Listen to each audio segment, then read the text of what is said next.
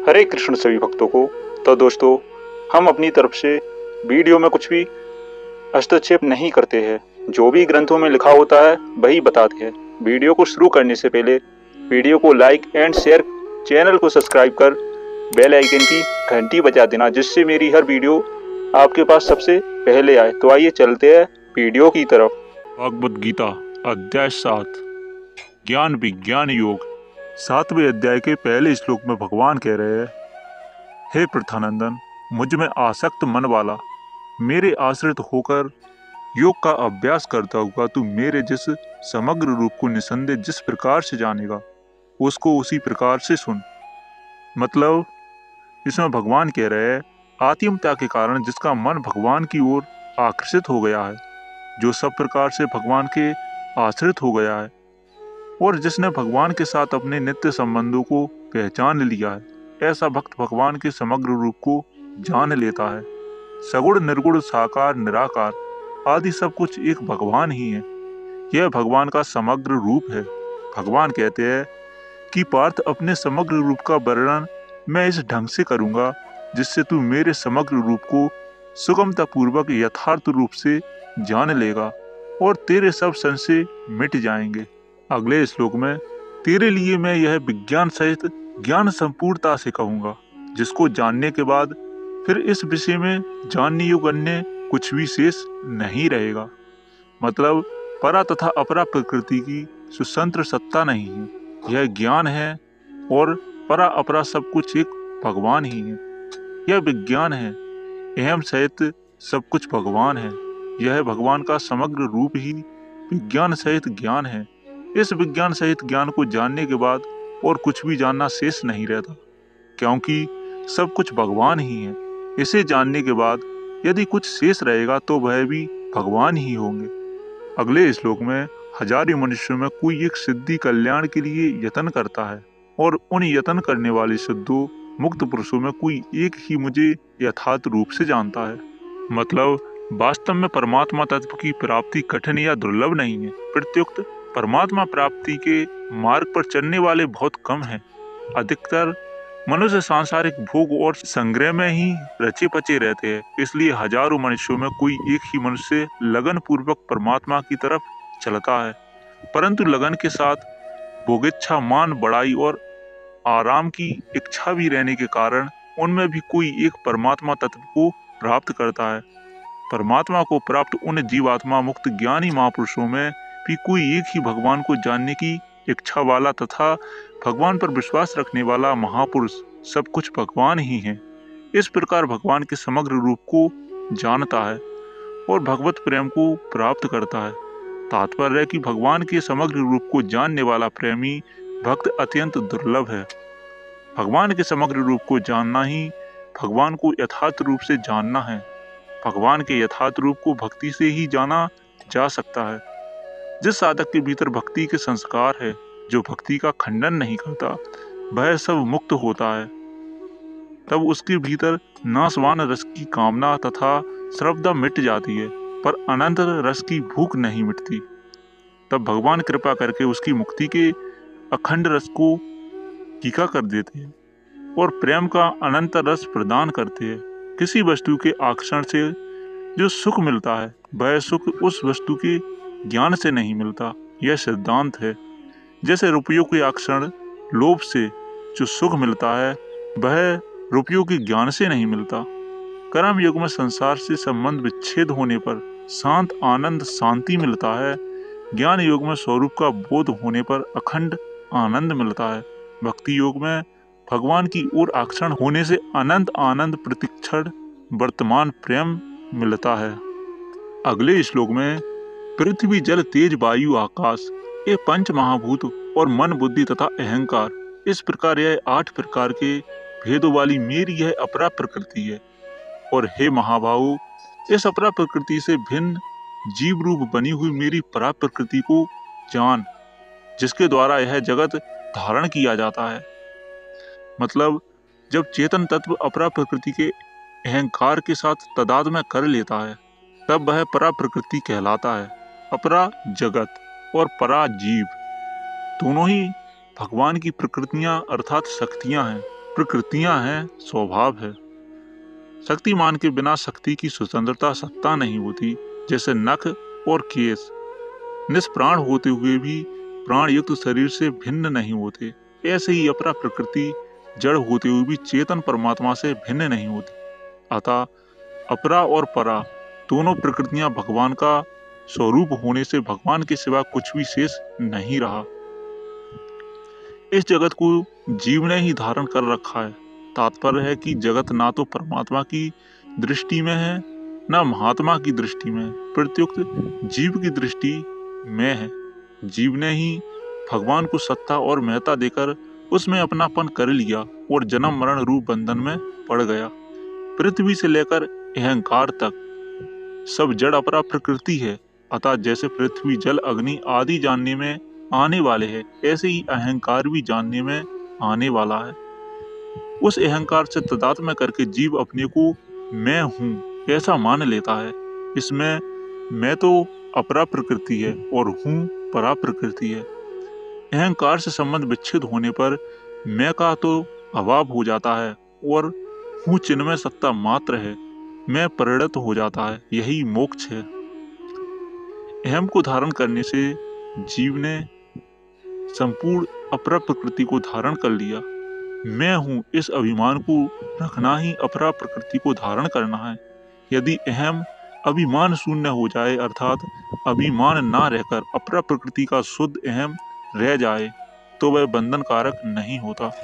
जैसे पृथ्वी जल अग्नि आदि कभी बंधन कारक नहीं होते।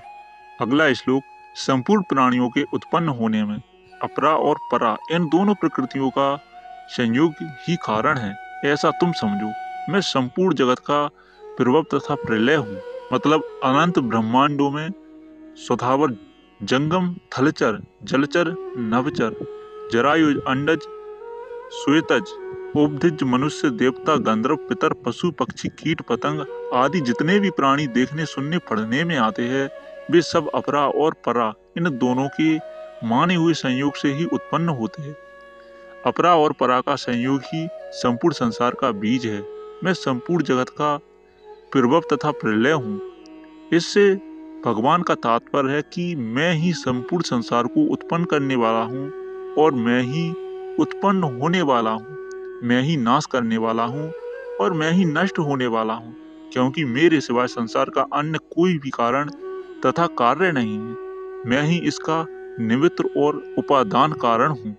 भगवान ही जगत रूप से प्रकट हुए हैं। यह जगत भगवान का आदि अवतार है। आदि अवतार होने से जगत नहीं है, केवल भगवान ही है। इसलिए हे धनंजय, मेरे सिवाय इस जगत का दूसरा कोई किंचन मात्र भी कारण तथा कार्य नहीं है। जैसे सूत की मणियां सूत के धागे में रुई हुई होती हैं, ऐसी ही यह संपूर्ण जगत मुझ में ही ओतप्रोत है। मतलब जैसे सूत की मणियां सूत के धागे में पिरोई हुई हो तो उनमें सूत के सिवाय अन्य कुछ नहीं है, ऐसी ही मणि रूप अपरा प्रकृति और धारा रूप परा प्रकृति दोनों में एक भगवान ही परिपूर्ण है। अर्थात एक भगवान के सिवाय अन्य कुछ नहीं है। तात्विक दृष्टि से देखे तो ना धागा है ना मणियां है, प्रत्युक्त एक सूत रुई ही है। इसी तरह ना परा है ना अपरा है, प्रत्युक्त एक परमात्मा ही है। हे कुंती नंदन, जलों में रस मैं हूँ, चंद्रमा और सूर्य में प्रभा प्रकाश मैं हूँ, संपूर्ण वेदों में प्रणत ओमकार, आकाश में शब्द और मनुष्य में पुरुष तत्व मैं हूँ। मतलब सृष्टि की रचना में भगवान ही कर्ता होते हैं, भगवान ही कारण होते हैं और भगवान ही कार्य होते हैं। इस दृष्टि से रस तन मात्रा और जल प्रभा और चंद्र सूर्य ओमकार और वेद शब्द तन मात्रा और आकाश पुरुष सत्व और मनुष्य, ये सब के सब कारण तथा कार्य एक भगवान ही है। पृथ्वी में पवित्र गंध मैं हूँ और अग्नि में तेज मैं हूँ तथा संपूर्ण प्राणियों में जीवनी शक्ति मैं हूँ और तपस्वियों में तपस्या मैं हूँ। मतलब गंध और पृथ्वी, तेज और अग्नि, जीवनी शक्ति और प्राणी, तप और तपस्वी, ये सब के सब कारण तथा कार्य एक भगवान ही है। हे प्रथानंदन, संपूर्ण प्राणियों का अनादि बीज मुझे जान। बुद्धिमानों में बुद्धि और तेजस्वियों में तेज मैं हूँ। मतलब बीज और प्राणी बुद्धि और बुद्धिमान, तेज और तेजस्वी, ये सब के सब कारण तथा कार्य भगवान, कारण तथा कार्य एक भगवान ही है। अनंत अलग अलग ब्रह्मांड है और उनमें अनंत अलग अलग जीव है, पर उनमें संपूर्ण जीवों का बीज एक ही परमात्मा है। एक ही परमात्मा से अनेक प्रकार के प्राणी उत्पन्न होते हैं। लौकिक बीज तो वृक्ष उत्पन्न करके स्वयं नष्ट हो जाता है, पर अनंत सृष्टियां उत्पन्न होने पर भी परमात्मा रूपी बीज ज्यों का त्यों रहता है। हे भरतवंशियों में श्रेष्ठ अर्जुन, बलवानों में काम और राग से रहित बल मैं हूँ, और प्राणियों में धर्म से अविरुद्ध धर्मयुक्त काम मैं हूँ। मतलब सात्विक बल और बलवान, धर्मयुक्त काम और प्राणी, ये सब के सब एक भगवान ही हैं। इसका पूर्व पक्ष देखे तो तामसी बल और धर्म विरुद्ध काम क्या भगवान नहीं है? इसका उत्तर पक्ष है भगवान होते हुए भी ये त्वाज्य है, ग्रह नहीं। कारण कि तामसी बल और धर्म विरुद्ध काम के परिणाम स्वरूप दुख, पीड़ा, संताप, नरक आदि के रूप में भगवान मिलते हैं, जो किसी के अभिष्ट नहीं है। अगले श्लोक में और तो क्या हूँ, जितने भी सात्विक भाव है और जितने भी राजस तथा तामस भाव है, वे सब मुझसे ही होते हैं, ऐसा उनको समझो, परंतु मैं उनमें और वे मुझ में नहीं है। मतलब शरीर, इंद्रियां, मन, बुद्धि से जो सात्विक, राजस तथा तामस भाव, क्रिया, पदार्थ आदि ग्रहण किए जाते हैं, वे सब भगवान ही हैं। मैं उनमें और वे मुझ में नहीं है। ऐसा कहने का तात्पर्य है कि साधक की दृष्टि सात्विक, राजस तथा तामस भावों की ओर ना जाकर भगवान की ओर ही जानी चाहिए। यदि उसकी दृष्टि भावों, गुणों की ओर जाएगी तो वह उनमें उलझकर जन्म मरण में चला जाएगा।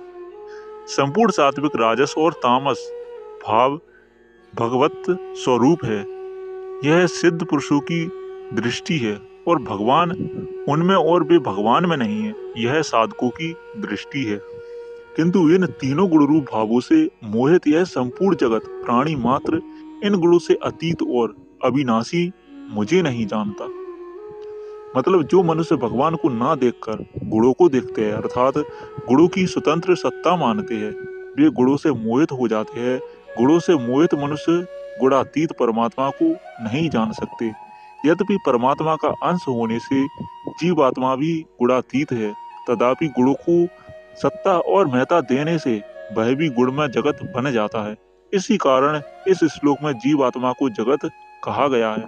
जगत बना हुआ जीवात्मा शरीर संसार को ही मैं और मेरा, मेरे लिए मान लेता है। अगले श्लोक में क्योंकि मेरी यह गुणमयी देवी माया दुर्त्य है, अर्थात इससे पार पाना बड़ा कठिन है। जो केवल मेरी ही शरण होते हैं वे इस माया को तर जाते हैं। मतलब जो मनुष्य भगवान की गुणमयी माया, तीनों गुणों की स्वतंत्र सत्ता और महत्ता मानते हैं, उनके लिए इस माया से पार पाना बहुत ही कठिन है। यह गुणमयी माया है। भगवान की मम माया पर जीव इसे अपनी और अपने लिए मानकर बंध जाता है। इस माया से पार पाने का सुगम उपाय है शरणागति, अर्थात किसी भी वस्तु को अपनी और अपने लिए ना मानकर भगवान की और भगवान के लिए ही मान लेना। परंतु माया के द्वारा जिनका ज्ञान हरा गया है, वे असुर भाव का आश्रय लेने वाले और मनुष्यों में महान, नीच तथा पाप कर्म करने वाले मूढ़ मनुष्य मेरे शरण नहीं होते। मतलब यद्यपि भगवान ने सभी को अपनी शरण में ले रखा है, परंतु भोग तथा संग्रह की आसक्ति में रचे पचे मनुष्य भगवान की शरण ना लेकर संसार की शरण लेते हैं और परिणाम में दुख पाते हैं। इसका पूर्व पक्ष है भगवान की माया ने सबको बांध रखा है, फिर मनुष्य बेचारा क्या करे। इसका उत्तर पक्ष है भगवान की माया किसी को भी नहीं बांधती, मनुष्य ही भगवान की माया को अपनी और अपने लिए मानकर बंधता है। हे भरतवंशियों में श्रेष्ठ अर्जुन, पवित्र कर्म करने वाले अर्थार्थी, आर्थ, जिज्ञासु और ज्ञानी अर्थात प्रेमी, ये चार प्रकार के मनुष्य मेरा भजन करते हैं, अर्थात मेरी शरण होते हैं। मतलब पूर्व श्लोक में भगवान से विमुख हुए मनुष्य की बात कहकर अब भगवान के सम्मुख हुए भक्तों की बात कहते हैं। ऐसे भक्त चार प्रकार के होते हैं, अर्थार्थी, आर्थ, जिज्ञासु और प्रेमी। जब तक संसार का किंचित संबंध रहता है तब तक अर्थार्थी, आर्थ और जिज्ञासु ये तीन भेद रहते हैं।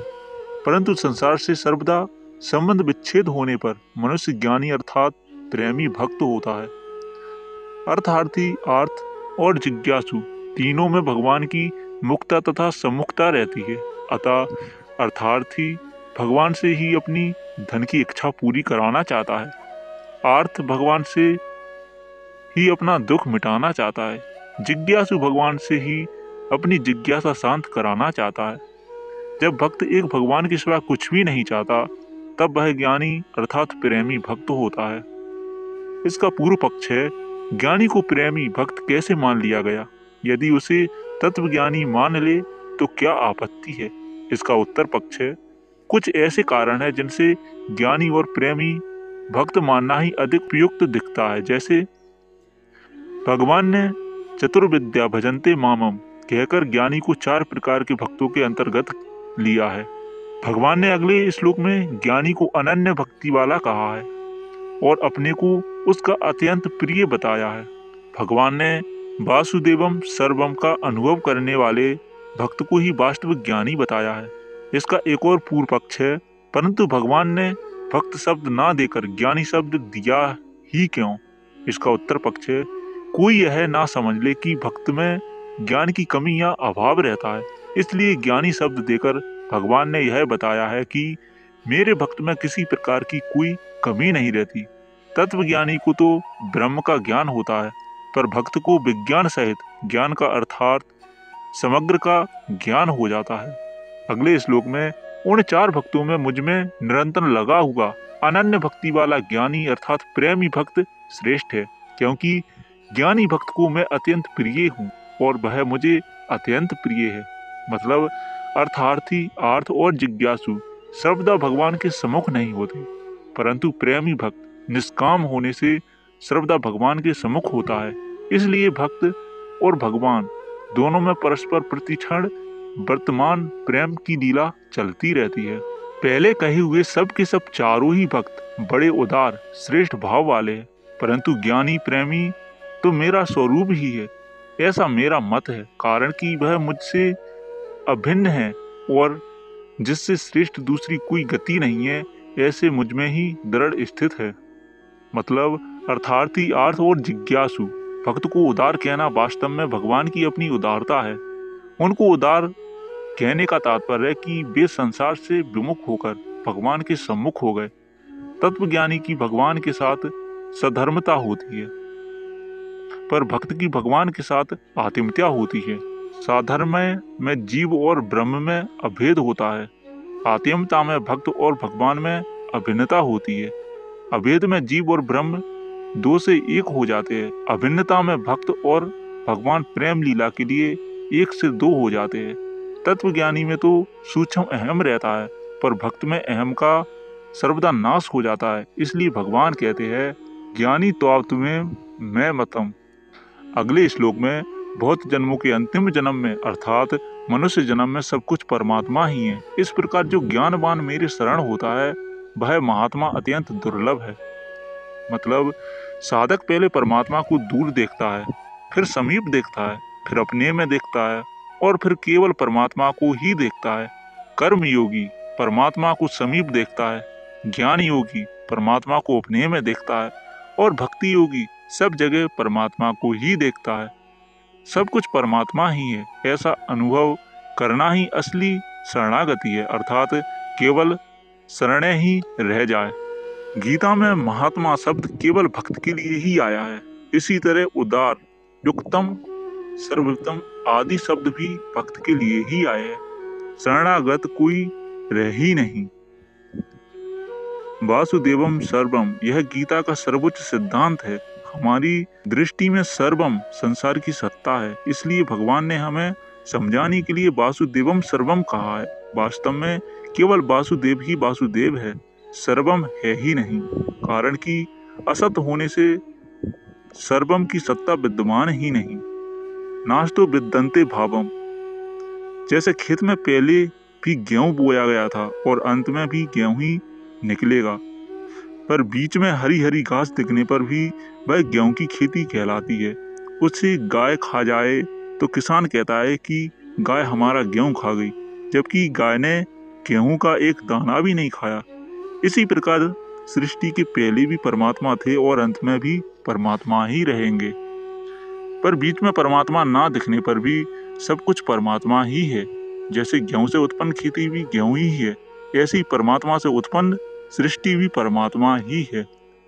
परमात्मा ने कहीं से सामान मंगवाकर सृष्टि नहीं बनाई, प्रत्युक्त वे खुद ही सृष्टि रूप बन गए। अतः सृष्टि भगवान का प्रथम अवतार है। जैसे जिसके भीतर प्यास होती है उसे ही जल दिखता है। प्यास ना हो तो जल सामने रहते हुए भी दिखता नहीं। ऐसे ही जिसके भीतर परमात्मा की प्यास लालसा है उसे ही परमात्मा दिखते है। जिसके भीतर संसार की प्यास है उसे संसार दिखता है। परमात्मा की प्यास हो तो संसार लुप्त हो जाता है और संसार की प्यास हो तो परमात्मा लुप्त हो जाते हैं। तात्पर्य है कि संसार की प्यास होने से संसार ना होते भी मृग मार्चिका की तरह दिखने लग जाता है और परमात्मा की प्यास होने से परमात्मा ना दिखने पर भी दिखने लग जाते हैं। परमात्मा की प्यास जागृत होने पर भक्त को भूतकाल चिंतन नहीं होता, भविष्य की आशा नहीं रहती और वर्तमान में उसे प्राप्त किए बिना चैन नहीं पड़ता। सब कुछ समग्र रूप में एक भगवान ही है। वासुदेवम सर्वम सत सच्चा हम। एक भगवान के सिवा कुछ भी ना होने से भगवान अकेले है। उनके पास उनसे भिन्न कुछ भी नहीं है। भगवान का अंश होने से जीव के पास भी भगवान के सिवा कुछ नहीं है, अतः वह भी वास्तव में अकेला है। जीव भगवान के सिवाय भूल से जिसको भी अपना मानता है वह सब असत है, ध्वज है, मिलने और बिछड़ने वाला है। तात्पर्य है कि भगवान भी अकिंचन है और उनका अंश जीव भी। इसलिए भगवान ने रुक्मणी जी से कहा है, हम सदा के अकिंचन हैं और अकिंचन भक्तों से ही हम प्रेम करते हैं तथा वे हमारे से प्रेम करते हैं। जब साधक संसार में शरीर आदि किसी भी वस्तु व्यक्ति को अपना तथा अपने लिए नहीं मानता, प्रत्युक्त एकमात्र भगवान को ही अपना तथा अपने लिए मानता है, तब वह अकिंचन होकर भगवान का प्रेमी हो जाता है। अगले श्लोक पे आते हैं, परंतु उन कामनाओं से जिनका ज्ञान हरा गया है, ऐसे मनुष्य अपनी अपनी प्रकृति अर्थात स्वभाव से नियंत्रित होकर उस अर्थात देवताओं के उन नियमों को धारण करते हुए अन्य देवताओं की शरण हो जाते हैं। मतलब जो मनुष्य भगवान से विमुख है और संसार के सम्मुख है, वे अपनी सांसारिक कामनाओं की पूर्ति के लिए विभिन्न देवताओं की शरण लेते हैं। सांसारिक भोग और संग्रह की कामना के कारण सब कुछ भगवान ही है। देवताओं के रूप में भी एक भगवान ही है। यह ज्ञान ढक जाता है। इसका पूर्व पक्ष है 16वें श्लोक में वर्णित अर्थार्थी और आर्थ भक्त में भी क्रमश धन पाने की और दुख दूर करने की कामना है। फिर इस श्लोक में वर्णित कामना वाले मनुष्य की निंदा क्यों की गई? इसका उत्तर पक्ष है दोनों प्रकार के मनुष्यों में परस्पर बड़ी भिन्नता है। 16वें श्लोक में वर्णित मनुष्य भक्त है और इस श्लोक में वर्णित मनुष्य सांसारिक है। भक्तों में भगवान की मुख्यता है और सांसारिक मनुष्य में कामना पूर्ति की मुख्यता है। भक्त एक भगवान का ही आश्रय लेते हैं, पर सांसारिक मनुष्य अनेक देवी देवताओं का आश्रय लेते हैं, क्योंकि उन्हें कामना पूर्ति से मतलब देवताओं से नहीं। अगले श्लोक में जो भक्त जिस जिस देवता का श्रद्धा पूर्वक पूजन करना चाहता है, उस देवता में ही मैं उसी श्रद्धा को दृढ़ कर देता हूँ। मतलब संसार में प्राय देखा जाता है कि मनुष्य दूसरे मनुष्यों को अपनी तरफ लगाना चाहते हैं कि वे मुझ पर श्रद्धा रखे, मेरे शिष्य बने, मेरा सम्मान करे, मेरे संप्रदाय को माने, मेरी आज्ञा माने आदि। परंतु सर्वोपरि होते हुए भी भगवान के स्वभाव में यह बात नहीं है। जो मनुष्य जहाँ लगना चाहता है भगवान उसे वहीं लगा देते हैं। यह भगवान का पक्षपात रहित स्वभाव है। उस मेरे द्वारा दृढ़ की हुई श्रद्धा से युक्त होकर वह मनुष्य उस देवता की सकाम भावपूर्वक उपासना करता है और उसकी वह कामना पूरी भी होती है, परंतु वह कामना पूर्ति मेरे द्वारा ही विहित की हुई होती है। मतलब भगवान ही मनुष्य की श्रद्धा को उसकी इच्छा के अनुसार अन्य देवताओं में दृढ़ करते हैं और वे ही अन्य देवताओं के द्वारा मनुष्य की कामनाओं की पूर्ति करवाते हैं। यह भगवान की उदारता है, परंतु मनुष्य यही समझता है कि अन्य देवताओं की उपासना से मेरी कामना पूर्ति हुई है। वास्तव में सभी देवता भगवान के अधीन हैं। उन्हें कामना पूर्ति का अधिकार और सामर्थ्य भगवान का ही दिया हुआ है।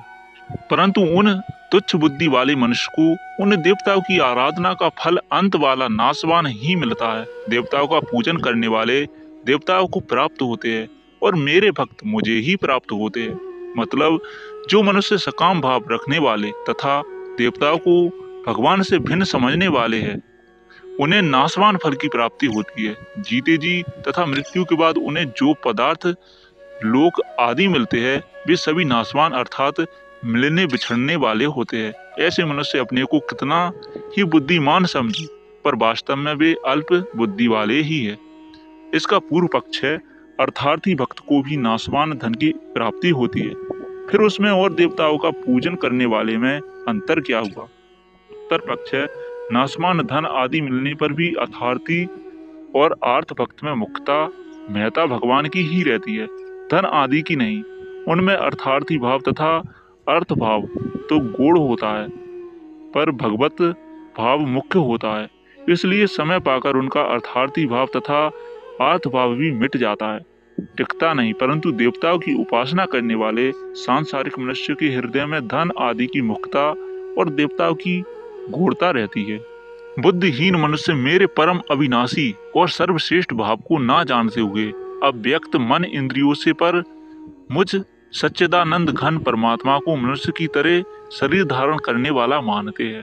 मतलब सकाम भाव से देवताओं की उपासना करने वाले मनुष्य भगवान को साधारण मनुष्य की तरह जन्मने मरने वाला मानते हैं, इसीलिए वे भगवान की उपासना नहीं करते।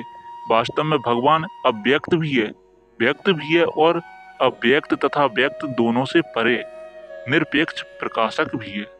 यह जो मूढ़ मनुष्य समुदाय मुझे अज और अविनाशी ठीक तरह से नहीं जानता मानता, उन सब के सामने योग माया से अच्छी तरह ढका हुआ मैं प्रकट नहीं होता। मतलब भगवान अवतार काल में सबके सामने प्रकट होते हुए भी मूढ़ मनुष्य को भगवत रूप से ना दिखकर मनुष्य रूप से ही दिखते हैं। मनुष्य अपने भावों के अनुसार ही योग माया से ढके हुए भगवान को देखते हैं। भगवान अलौकिक होते हुए भी योग माया से ढके रहने के कारण लौकिक प्रतीत होते हैं। हे अर्जुन, जो प्राणी भूतकाल में हो चुके हैं तथा जो वर्तमान में हैं और जो भविष्य में होंगे, उन सब प्राणियों को तो मैं जानता हूँ, परंतु मुझे भक्त के सिवा कोई प्राणी नहीं जानता। मतलब भगवान की दृष्टि में भूत भविष्य वर्तमान काल का भेद नहीं है, काल की सत्ता जीव की दृष्टि में है। इसलिए हमें समझाने के लिए भगवान तीनों कालों की बात कहते हैं। तात्पर्य है कि भूत भविष्य और वर्तमान के सभी जीव निरंतर भगवान की दृष्टि में रहते हैं। इसका पूर्व पक्ष है जब भगवान सब जीवों को जानते हैं तो फिर जिसे बद्ध जानते हैं वह सदा बद्ध ही रहेगा, मुक्त कैसे होगा? इसका उत्तर पक्ष है यह शंका संसार की सत्ता को लेकर हमारी दृष्टि में है। वास्तव में भगवान तथा उनके भक्त दोनों की दृष्टि में भगवान के सिवाय अन्य कुछ है ही नहीं। बंधन और मोक्ष जीव की दृष्टि में है, तत्व से ना बंधन है ना मोक्ष, प्रत्युक्त केवल परमात्मा ही है। अपना उद्धार करने में मनुष्य स्वतंत्र है। कारण कि हे भरतवंश में उत्पन्न शत्रुतापन अर्जुन, इच्छा राग और द्वेष से उत्पन्न होने वाले द्वंद्व मोह से मोहित संपूर्ण प्राणी संसार में अनादि काल से मूढ़ता को अर्थात जन्म मरण को प्राप्त हो रहे हैं। मतलब राग द्वेष रूप द्वंद्व से ही संसार का संबंध दृढ़ होता है और मनुष्य परमात्मा से विमुख हो जाता है। अतः मनुष्य की प्रवृत्ति तथा निवृत्ति राग द्वेष पूर्वक नहीं होनी चाहिए, परंतु जिन पुण्य कर्मा मनुष्य के पाप नष्ट हो गए वे द्वंद्व मोह से रहित हुए मनुष्य दृढ़ वृत्ति होकर मेरा भजन करते हैं। मतलब राग द्वेष से रहित होने पर मनुष्य परमात्मा के सम्मुख हो जाता है। परमात्मा के सम्मुख होने पर सब पाप नष्ट हो जाते हैं। जब तक मनुष्य के भीतर राग द्वेष रहता है तब तक वह सर्वदा परमात्मा के सम्मुख नहीं हो सकता। उसका जितने अंश में संसार से राग सम्मुखता रहता है उतने अंश में परमात्मा से द्वेष विमुखता रहता है। अगले श्लोक में वृद्धावस्था और मृत्यु से मुक्ति पाने के लिए जो मनुष्य मेरा आश्रय लेकर प्रयत्न करते हैं वे उस ब्रह्म को, संपूर्ण अध्यात्म को और संपूर्ण क्रम को जान जाते हैं, जो मनुष्य अधिभूत तथा अधिदेव के सहित और अधियज्ञ के सहित मुझे जानते हैं।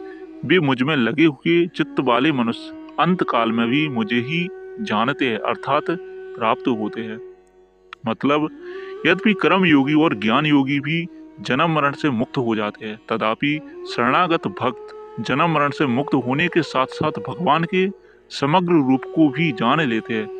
ब्रह्म, अध्यात्म, कर्म, अतिभूत, अतिदेव और अधियज्ञ यह भगवान का समग्र रूप है।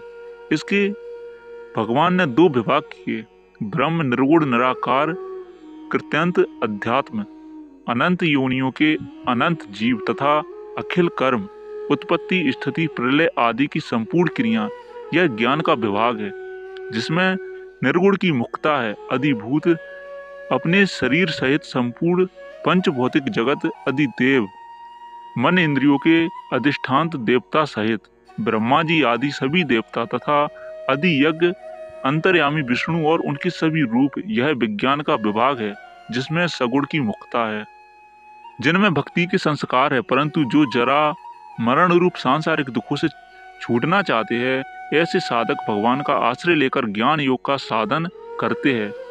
तत् अर्थात ब्रह्म, संपूर्ण अध्यात्म और अखिल कर्म का ज्ञान हो जाता है। परिणाम स्वरूप वे जरा मरण से मुक्त हो जाते हैं। परंतु भगवान को चाहने वाले भक्त भक्ति योग का साधन करते हैं। वे अति यज्ञ सहित ब्रह्म को, अति देव सहित संपूर्ण अध्यात्म को और अति भूत सहित अखिल कर्म को जान लेते हैं। परिणाम स्वरूप उन्हें जरा मरण से मुक्ति के साथ साथ माम अर्थात समग्र रूप भगवान का भी ज्ञान हो जाता है। इस प्रकार विज्ञान सहित ज्ञान का अर्थात भगवान के समग्र रूप का अनुभव होने पर उनकी दृष्टि में एक भगवान के सिवा किसी की स्वतंत्र सत्ता नहीं रहती।